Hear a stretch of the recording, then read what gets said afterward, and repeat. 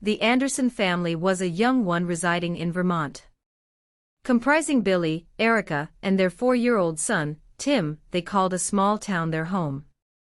Lately, the Andersons' residence was steeped in sadness, and this melancholy wasn't solely due to their move to a new town about which they had limited information.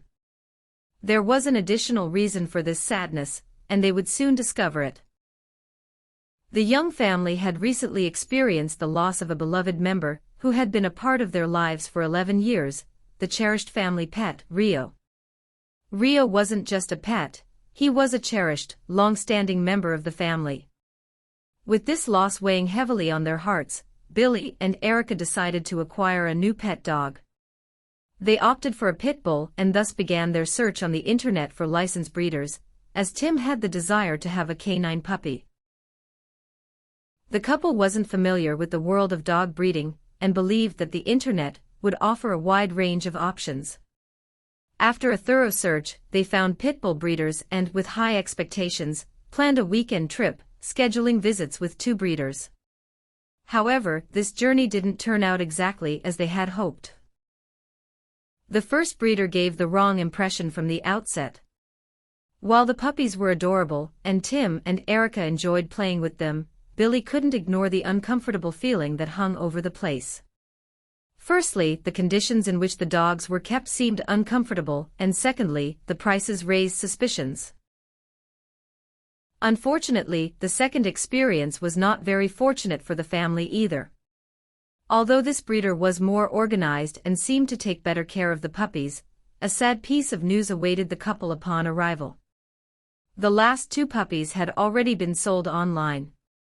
This left Erica and Billy completely perplexed. Sadness once again enveloped the entire family, leaving them disheartened as the trip had turned out to be a complete failure. Billy and Erica decided it was best to head back home and come up with a new plan. However, about 15 minutes into their journey back, they spotted an animal shelter. Could this be the destiny they were meant to find? Erica was ecstatic. After having lost hope and feeling a bit down, she spotted the small shelter by the side of the road. Turning to Billy, she pleaded with him to stop and take a look. A gut feeling told her they would find what they were looking for. The young family agreed that it wouldn't hurt to take a peek.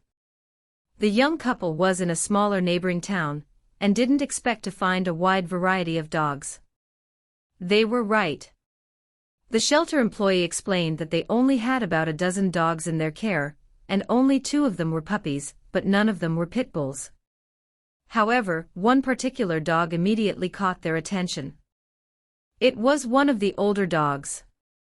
And as little Tim exclaimed, it became clear that the boy shared his mother's thoughts. The dog appeared to be a pit bull, or at least one of its parents must have been a husky. However, the most fascinating aspect of the animal was its stripes. They were sporadic yellow stripes in its black fur, something neither of them had ever seen on a dog. The dog was shy and gentle, keeping its distance. It was unlike the other dogs that danced and jumped in hopes of getting attention.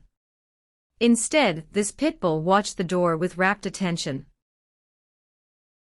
The staff member explained that the dog had been left at the shelter's doorstep the previous night, and was still adjusting to the environment. Furthermore, being so new and without identification, they knew very little about the pit bull, except that he didn't have a microchip. The Andersons wished to adopt the dog, but there was a setback. The staff member stated that typically, the shelter didn't allow animals to leave without verifying their identity. However, it was a small town, and an even smaller shelter that hadn't completed any adoptions in the past few months. This led the staff to decide to make an exception for the young family. But would this exception turn out to be a good idea? The couple was overjoyed and quickly signed the necessary paperwork. It seemed that fate was conspiring to allow the pit bull to be adopted. While Billy and Erica filled out the paperwork, young Tim played with the new family member, who was gradually getting used to the boy's attention. It took about an hour to complete all the paperwork, and finally, the young family headed home with their new pet. Everyone was excited, especially Tim, who now had a new best friend. However, this joy would be short-lived for the family. Soon, a major revelation would shake their newfound happiness. One of the conditions for taking the pitbull home was a promise to have a comprehensive vet checkup to assess his health, as the shelter hadn't had the chance to do so. Little did they know what this visit would bring.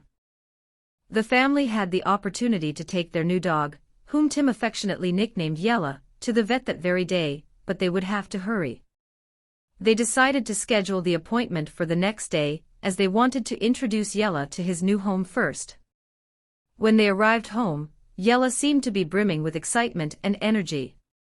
They watched as he carefully explored every corner of the house, ending his inspection on the dog bed, where he quickly drifted off to sleep. It had been a long day for him. The family was already deeply in love with their new addition, and they could have watched that sleeping angel for hours. However, there were still so many things they didn't know. Mais tard naquela noite, por volta das 2 da manhã, foram acordados por vivo alto vindo do andar de baixo.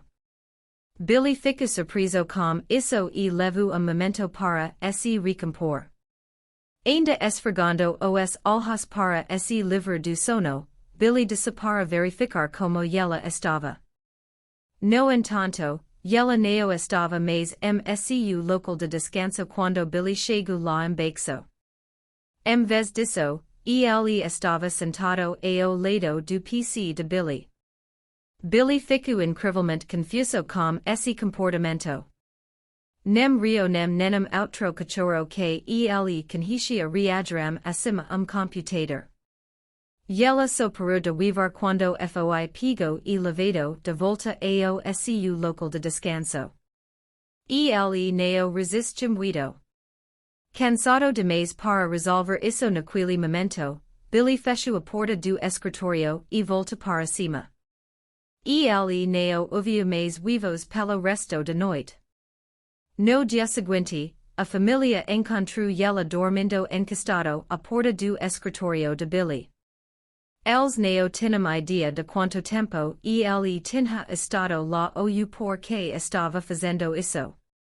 Era óbvio que Yella estava de alguma forma atraído pelo PC, mesmo quando ele não conseguia vê-lo. Seria possível que ele pudesse sentir algo. Mas a família não teve muito tempo para pensar nesse comportamento estranho, pois tinham uma consulta veterinária marcada para daqui a uma hora. Eles se prepararam e entraram no carro. Yella parecia ainda mais cansado do que o habitual por algum motivo.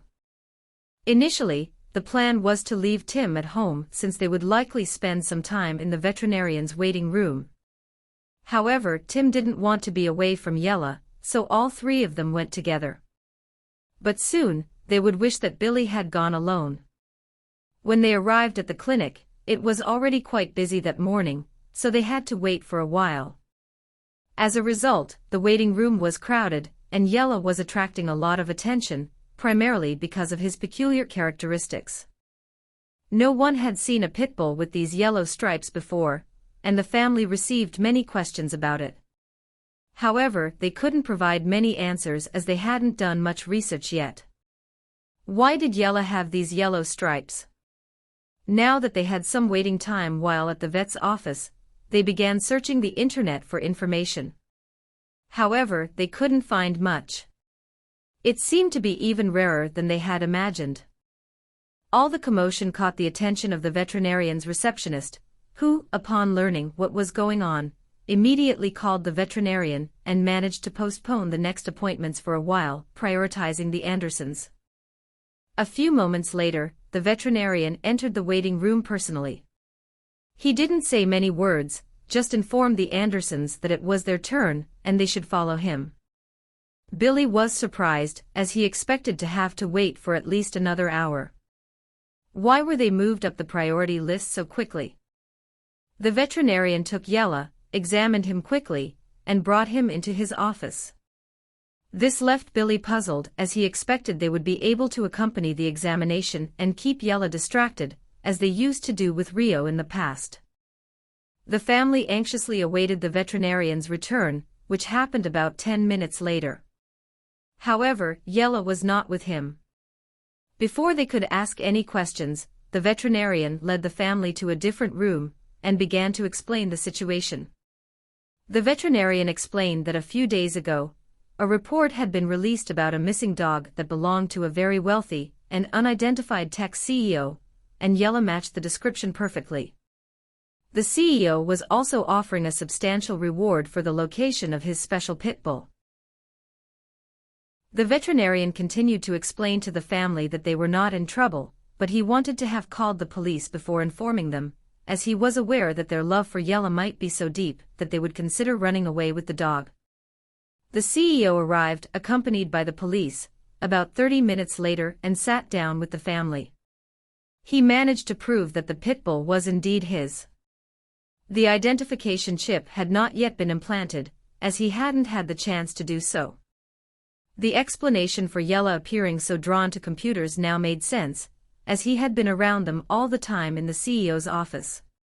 He probably recognized and reacted because everything seemed familiar to him. The family had no choice but to agree to return Yella to the CEO, which left Tim quite disappointed. To him, it didn't matter that the CEO was the true owner of the pit bull, he still saw Yella as his dog. Fortunately, there was some positive news. As the veterinarian mentioned, there was a reward associated with finding the dog, and the CEO generously shared this information with the family. Moreover, he agreed to allow them to visit Brutus, which was Yella's real name, whenever they wanted. A family ended up adopting a new pit bull puppy a few weeks later. They used the reward money from the CEO to get a more expensive, ethically sourced, and fully verified breed. They quickly began to love this new dog as much as they loved Yella, and everyone was happy. This story is a work of fiction created for entertainment. Characters and events are products of the author's imagination. Any resemblance to actual persons or events is purely coincidental. The images shown are used for illustrative purposes only.